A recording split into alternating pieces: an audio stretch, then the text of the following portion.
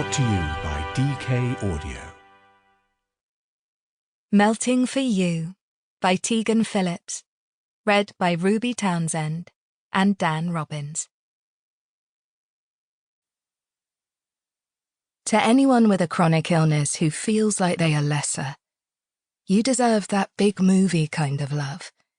Until you are ready to have your own, find it in these pages. Prologue. Ellis. The door of the dorm clicking behind me should bring relief, but it doesn't. My muscles revolt at my movements.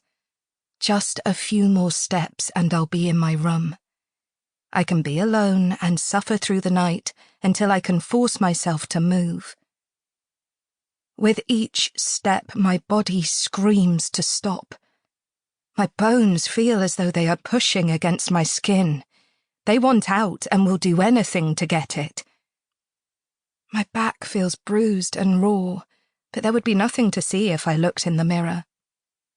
All that internal pain and nothing to show for it. When I do make it to my room, my feet falter. Hey, sunshine. My boyfriend is lounging on my bed, reading a textbook. Liam Ruinsky, star offensive player for our university ice hockey team, is shirtless on my bed, and I can't even enjoy it. Just the sight of him relaxing in my space is what pushes me off a cliff. Dropping my bag at my feet, I burst into sobs. I'm not a crier. I'm a push-through kind of girl. But it's too much. I want to cry, to have someone to cry to. And now that's Liam. Whoa! Hey, Ellis. What's wrong? Talk to me. In a flash, he is off my bed, pulling my body into his arms. His voice low and caring. I know him well enough to hear the panic there. I wish I could answer him.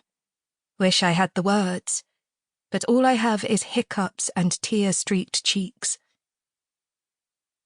Taking my elbows gently in his hands, Liam guides me over to my bed, pulling me onto his lap.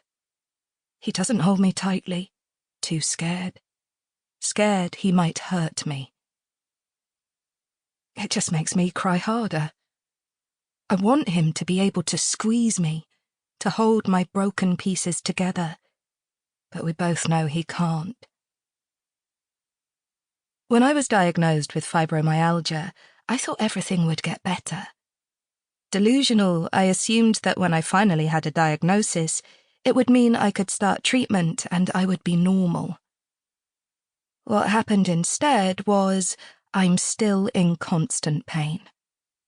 Medication can do a lot, but it isn't a magic wand. Every day I push through pain and fatigue just to try and make my life better.